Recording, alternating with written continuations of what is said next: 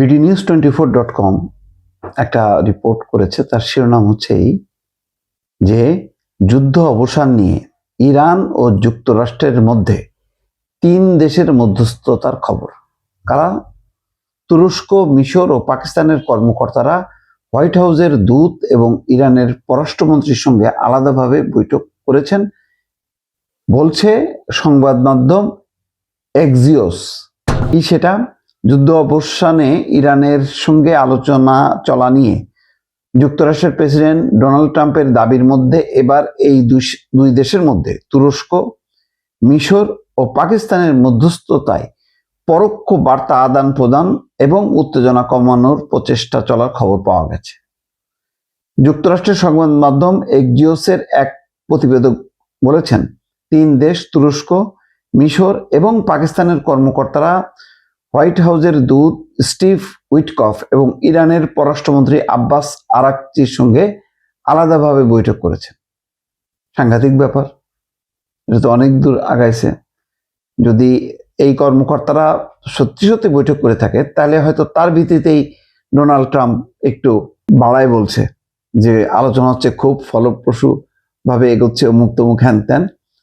হয়তো প্রাথমিক আলোচনাটা কেমন ভাবে বলছে যাতে থাপ করে তেলের দাম কমে। যুক্তরাষ্ট্রের নাম প্রকাশে অনিচ্ছুক এক সূত্রের বরাত দিয়ে এক্সিওসের প্রতিবেদক বারাক রাভিদ জানান, বৈঠকে আলোচনা হয়েছে যুদ্ধ শেষ করা এবং অমীমাংসিত কিছু বিষয় সমাধান করা নিয়ে। গত 2 দিনে ওই 3 দেশের ঊর্ধ্বতন কর্মকর্তারা ওয়াশিংটন এবং তেহরানের মধ্যে বার্তা আদান প্রদান করেছেন। মধ্যস্থতা এখনো চলছে এবং অগ্রগতি চলছে। ইরানের আধা সরকারি বার্তা সংস্থা মেহের নিউজ জানিয়েছে, পররাষ্ট্রমন্ত্রী আরাকচির মন্ত্রণালয় বলছে, উত্তেজনা কমানোর উদ্যোগ নেওয়া হয়েছে, পারমাণবিক ঝুঁকি কমানো এবং আঞ্চলিক উত্তেজনা নিরসন এবং যুদ্ধের অবসান ঘটাতে আলোচনা চলছে। এর আগে ট্রাম্প দাবি করেছেন যে ইরানের সঙ্গে ফলপ্রসূ আলোচনা হয়েছে এবং এর প্রেক্ষিতে ইরানের জ্বালানি স্থাপনায় হামলা আপাতত স্থগিত করা হয়েছে। তবে ইরান ট্রাম্পের এই বক্তব্য প্রত্যাখ্যান করে কোনো রকম আলোচনা হওয়ার কথা অস্বীকার করেছে। এর মধ্যেই মধ্যস্থতাকারীদের মাধ্যমে যুক্তরাষ্ট্র এবং ইরানের মধ্যে যোগাযোগ অব্যাহত থাকার খবরে আসলো, যদিও দুই পক্ষের মধ্যে দূরত্বের কারণে এই প্রচেষ্টা অত্যন্ত নাজুক। অর্থাৎ ইরান যেভাবে বেঁকে বসে আছে, কারণ ইরানের ক্ষতি, অপূরণীয় ক্ষতি হয়েছে। সে কেন তার উপরে চাপায় দেয়া যুদ্ধ সে মেনে নেবে? তার ক্ষতিপূরণ দিতে পারবে?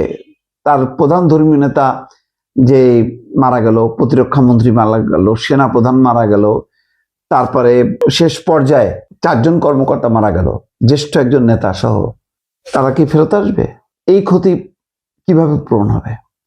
সব মিলায় আমেরিকার তোর জোর দেখালো, কারণ আমেরিকার তো আর ওই পর্যায়ের কোনো কর্মকর্তা যায়নি, ইসরায়েলেরও যায়নি। তো সুতরাং এখন যদি যুদ্ধ বন্ধ হয় সেক্ষেত্রে লাভবান তারাই হবে। ইরান বলতেছে আমরা স্থায়ী যুদ্ধ বন্ধ চাই। তো স্থায়ী যুদ্ধ বন্ধের গ্যারান্টি কোথায়? এটা কি এই 3 দেশ তুরস্ক, মিশর আর পাকিস্তান মিলে করতে পারবে? জিনিসটা খুবই সামান্য বলা যায়, একটু নাড়াচাড়া হলো, কিন্তু বিষয়টা অত সোজা না। এই ক্ষেত্রে হয়তো ট্রাম্প চাইবে না চীন এবং রাশিয়া ঢুকুক, কারণ তারা ঢুকলে তার লিডারশিপ তারা নিয়ে নেবে। সুতরাং তাদেরকে দিয়ে একটা মধ্যস্থতা করার চেষ্টা চলতেছে। দেখা যাক এখন কোন পর্যায়ে যে এটা থাকে।